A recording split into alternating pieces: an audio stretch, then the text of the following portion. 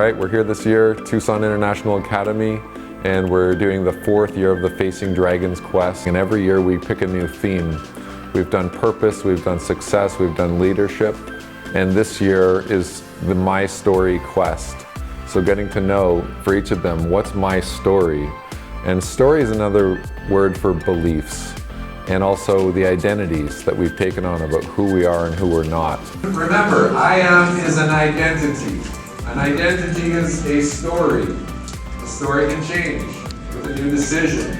You can commit to a new story here today. Any great story includes trials and challenges and crises.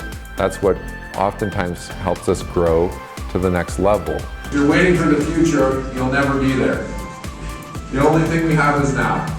The first day of our Facing Dragons quest is with all the students, 4 high schools, all coming together in one big group. So that's a lot of energy and it's very exciting. So every year, the second day, we do senior students. It's their grad year. They're at a pressure point in their journey. They need to make some decisions. And so, for example, today it allows us to create a more intimate setting, and we're able to get more one-on-one. There's less distraction. The better storyteller you can become in your life to yourself and even the people around you, the better your life is going to be. The quality of your life is going to be in direct relation to the quality of the story you're telling yourself about who you are and what you can or can't do.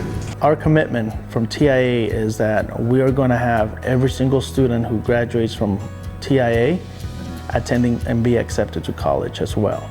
The majority of our students were having issues remaining in college, getting a good GPA, attending their classes. Temptation around them were all over the place. So we prepare them academically. We push them so that way they can be accepted into college. But Brody comes in and gives them the life tools that are necessary for them to maintain a good GPA, for them to maintain a good college life. And that way, hopefully, they can eventually finish and get a degree as well. In a pure form, you are pure life, okay? All life needs to do one thing, and that's what?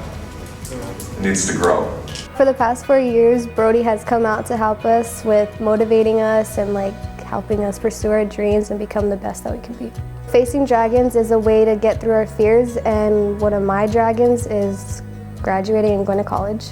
I want to become a dentist, and so I guess my fear is actually succeeding in that instead of failing. So I've learned from Coach Brody that you have to pursue your dreams and get out of your comfort zone and just try to become what you want to be in life. Dragons are not here to take you out. They're here to help you to grow, to challenge you in a way that's going to cause you to grow so that you can reach to the next level in your life. The whole thing with Facing Dragons, as Brody has, and I have his logo right here, Facing Dragons is more than anything understanding that everybody has a problem. And as we all know, dragons don't exist. So our problems are more than anything a tribulation that we go from time to time. And in order to slay our dragon, or in order to solve our problem, there's a method, there's a way. And we need to understand our dragon. We need to know what we're facing, so in order for us to be able to slay our dragon. My dragon is public speaking. I don't like that. It's hard for me. I want to go to college and be a nurse. So I have big plans ahead. So you have to learn how to be patient and calm and pay attention and be focused in the present. No matter what, you can always be successful in your own way.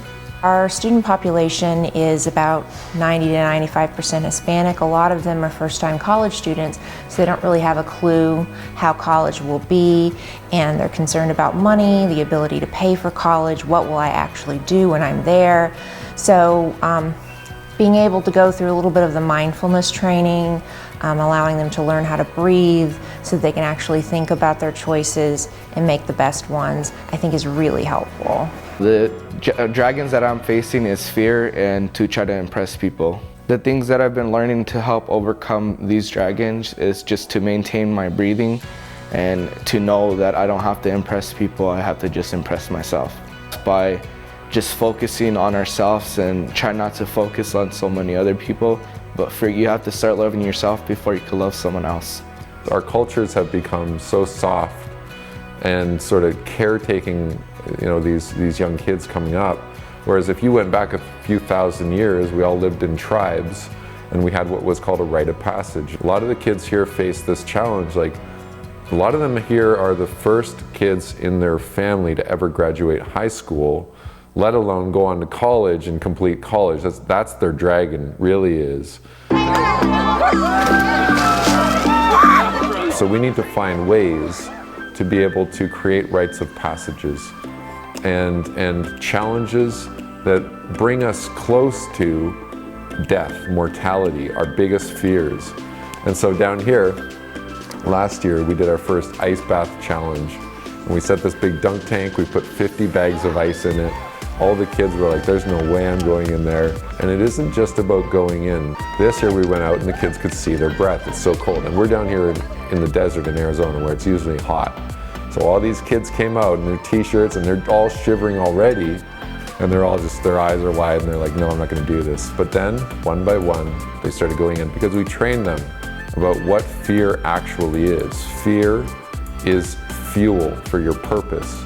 If fear is fuel for your growth.